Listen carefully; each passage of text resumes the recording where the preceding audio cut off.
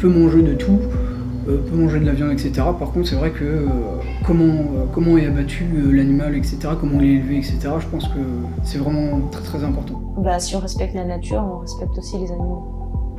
Un animal bien traité donne une meilleure viande, mais c'est pas parce qu'il y a une viande géniale que forcément il n'y a pas eu plein de pesticides et plein de trucs affreux. Donc l'un ne va pas forcément toujours avec l'autre. Moi, le bien-être animal, ça devrait être synonyme quand même de l'animal dehors.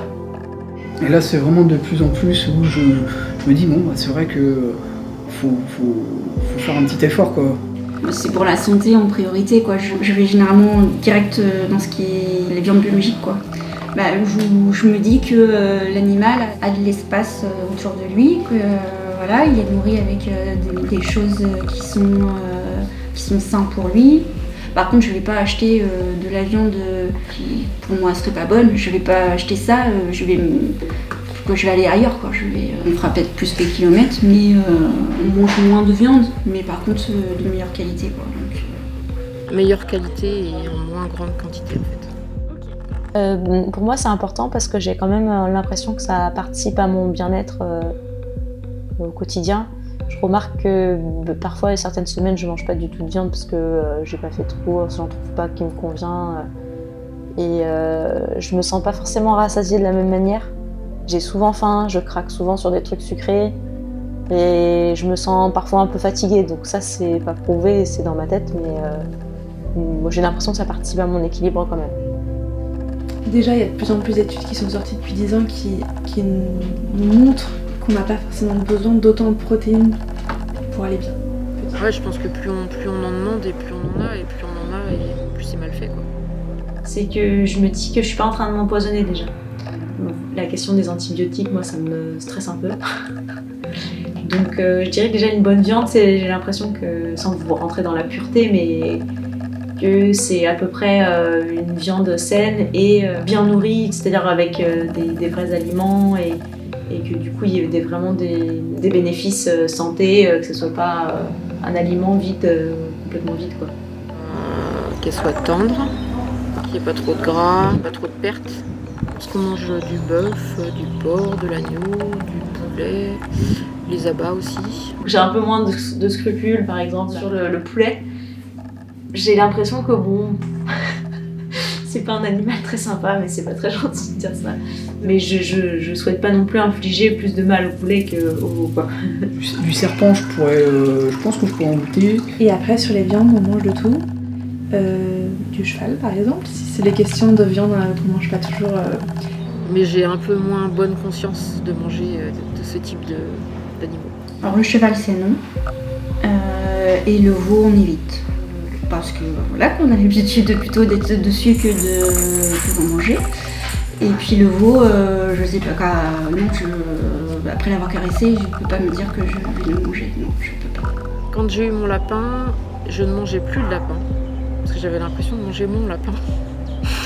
Maintenant que j'ai plus de lapin, je me dis, ouais, c'est quand même bon, quoi. Mais ça, c'est plus par affection, quoi. Le lapin, on en a tous plus ou moins approché un. Le cheval, quand on est en campagne, on en a un où on l'approche, où on monte. C'est un peu comme un chat ou un chien. Il n'y a qu'une chose que je me suis interdit et que là, j'ai pas mangé pendant un petit peu de temps, c'est le chien. Vous allez en Inde, vous allez au restaurant, vous demandez du bœuf ou quoi, vous êtes limite condamné à mort, quoi. Parce que l'animal est sacré là-bas. La distinction, c'est la place qu'on lui donne au début. Qu'on ait un animal de compagnie pendant des années et qu'on le mange à la fin, ça, je trouve ça étrange. Après, c'est vrai que quand on voit toutes les barbaries qu'il y a, c'est vrai que ça fait un peu... On a presque honte, en fait, de manger de la viande, quoi. C'est surtout le D114 qui m'a fait un petit peu un petit électrochoc quand même en ayant regardé du coup les vidéos des animaux, comment ils pouvaient être abattus, dans quel état ils étaient, etc. Puis je me suis dit, bon, j'aimerais pas être à leur place, quoi. Enfin, franchement, c'est pour... Le pauvre bœuf, il n'avait pas été mis KO et du coup il avait été égorgé alors qu'il était encore vivant, quoi. Et, enfin, c'est pareil, c'était des canards qui étaient tous empaquetés dans des petites cages les uns sur les autres. Enfin, c'était vraiment dégueulasse, quoi. Enfin, franchement, je sais que l'animal a été élevé dans des conditions vraiment pas terribles. Je vais pas en prendre. que si un jour on me dit tout ce qui est là, on maltraite les animaux, c'est fini, il vient plus du tout, quoi. Si le coq chante le matin, c'est parce qu'il a besoin de voir la lumière du jour, donc c'est... Non, après, j'avais un ami qui travaillait dans un abattoir de poulet, mais j'ai cru comprendre qu'il y avait principalement des poussins.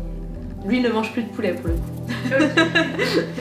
Mes parents ou mes grands-parents n'avaient pas, ils dérangeaient pas par exemple de passer le lapin dans la cour, quoi. Je veux dire, ça m'a traumatisée et du coup j'en mange pas de lapin. Donc on n'a pas la même rapport à l'animal, je pense. Disons c'est parce que j'ai envie de faire voir à mes enfants, quoi. Même le film là, Okja, ça m'avait calmé pendant un mois. J'avais plus rien mangé. Moi. Je connaissais pas ça en fait, et c'est vrai que ça m'a plus sensibilisée en fait par rapport à ma consommation de viande. D'une part parce que c'est inhumain pour les animaux, et puis d'autre part parce que la viande est pas bonne, quoi. Si la bête elle est heureuse, elle a été abattue, mais de manière éthique, qu'elle a pas souffert, je me dis, je pense que on peut en manger. Tant que les animaux, les lapins par exemple, ils en avaient pas énormément, mais ils en prenaient grand soin quand ils étaient là, voilà, c'est... Bah je sais pas, moi je pars du principe que les animaux c'est comme les humains, quoi. Après forcément on mange de la viande, mais il faut pas que ça soit un carnage, quoi. Faut que ça soit bien fait. Je pense que si nous on nous mangeait, si on était très très stressé, je pense qu'on serait pas très bon. J'aurais moins de remords en fait à manger du poulet qui a été, je le vois gambader et tout, machin. Les animaux méritent quand même d'être dehors, de gambader, etc. Et de pas être enfermés dans des conditions en plus sanitaires qui me semblent parfois un peu bizarres. Si c'est un animal qui est voué à être mangé par la suite par l'homme, ce qu'ils ingèrent, il y a un moment, on va l'ingérer aussi, donc je trouve ça important. Mais il y a aussi, je pense, des choses qui viennent aussi du temps qu'on leur laisse aussi pour grandir et pour évoluer. Voilà, c'est... Bonjour, donc je viens voir pour les brochettes de bœuf. Est-ce que ça vient d'où en fait la viande, vous savez? C'est peut-être un petit éleveur aussi? Ah oui? Ah oui. Et ben ça, vous devriez le mettre en avant parce que du coup on ne sait pas en fait. C'est vous qui le dites, mais il faut vous demander, quoi. C'est ça le truc en fait. Par exemple, en boucherie, honnêtement, je sais pas du tout d'où ça vient, je sais pas si c'est un label ou si c'est une AOC, AOP, je sais plus, ils sont moins transparents, quoi. Je suis pas forcément sûre de faire confiance aux bouchers en fait.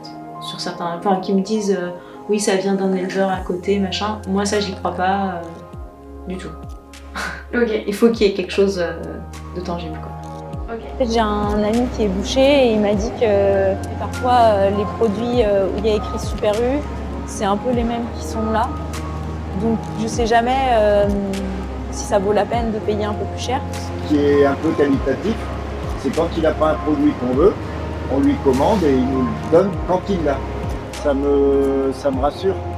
Parce que s'il y a tout ce que vous voulez tout le temps au même moment, dans de la découpe ou c'est un peu du frais quand même, c'est vachement frais, il y a un loup, quoi. Parce qu'il y a souvent écrit élevé dehors, à manger du grain, etc.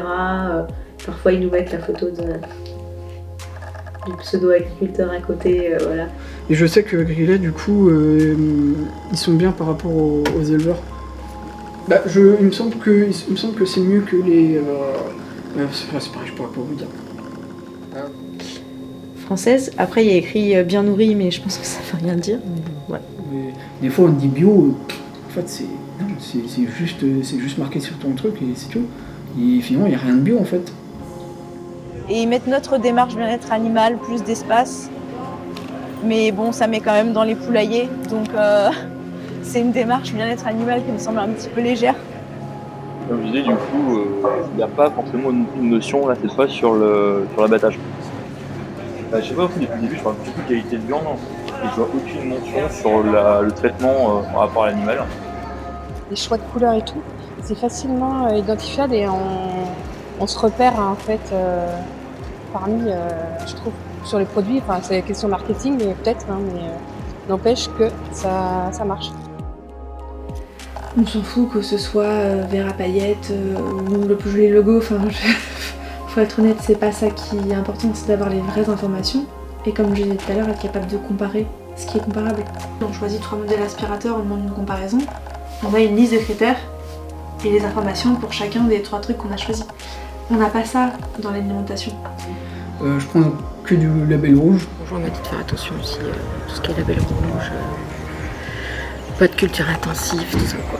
C'est peut-être un truc de vieux, mais c'est surtout label rouge, plutôt que le bien-être animal en fait. Parce que je trouve qu'il n'y a peut-être pas assez d'informations, en fait, de communication sur ce label en fait. Plutôt le niveau bien-être.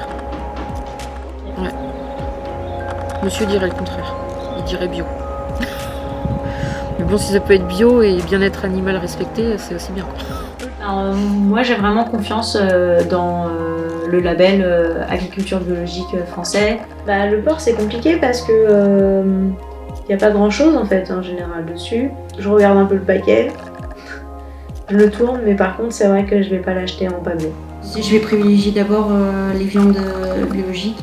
Parce que psychologiquement, je me dis que voilà, ils mettent tout en place pour qu'on puisse manger sainement et je privilégie ça pour les enfants.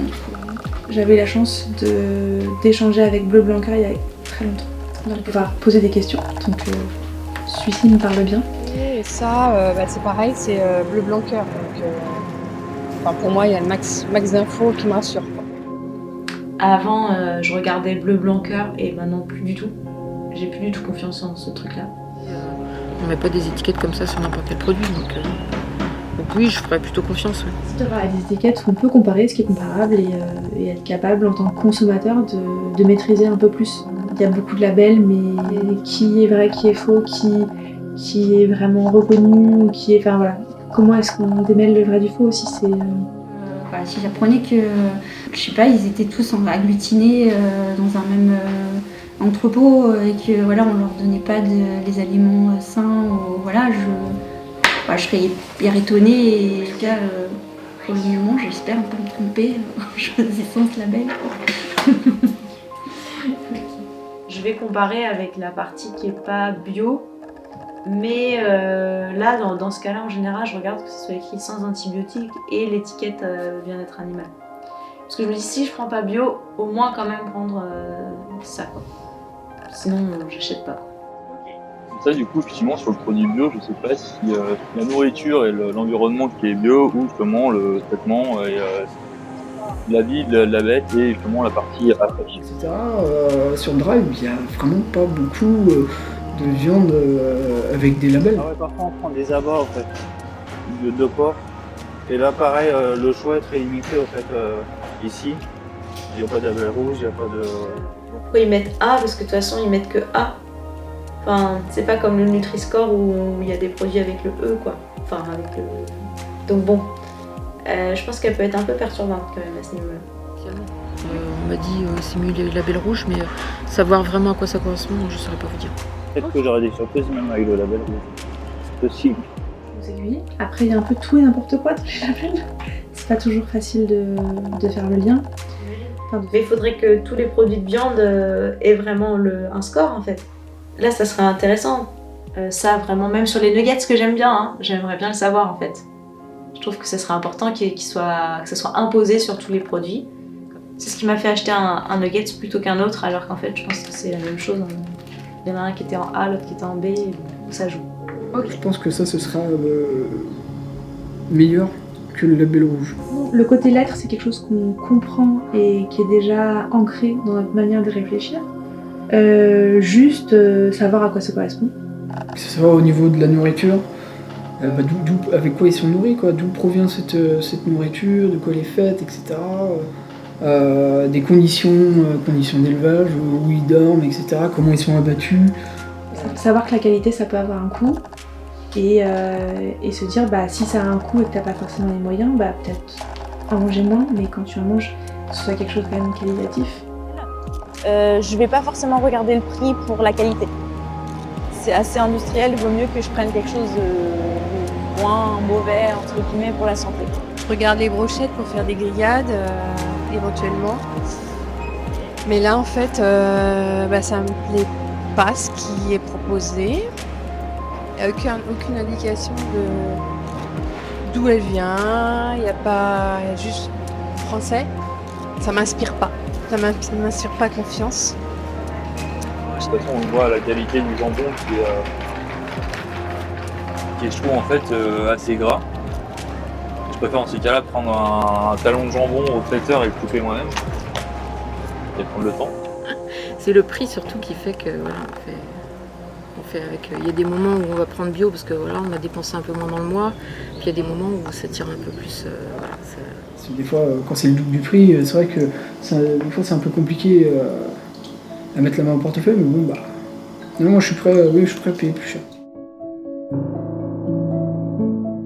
Je pense que l'enjeu, ça serait quand même de mieux comprendre d'où viennent les aliments. Parce que là, j'étais avec une petite fille l'autre jour et en fait, elle n'avait pas compris que les nuggets, c'était une poule. Et je trouvais qu'à 10 ans, c'était chaud, quoi. Enfin, ça m'a un petit peu choquée. Donc voilà, ouais, peut-être reconnecter quand même un peu les gens avec leur alimentation qui est pas mal transformée, ça serait pas mal. Ok. Ah bah une saucisse comme ça, on ne sait pas ce qu'il y a dedans. Là pour le coup c'est le truc anti-animaux par excellence pour moi. On ne sait pas, on ne sait rien. Quoi. Comment ils arrivent à faire un truc comme ça avec un animal.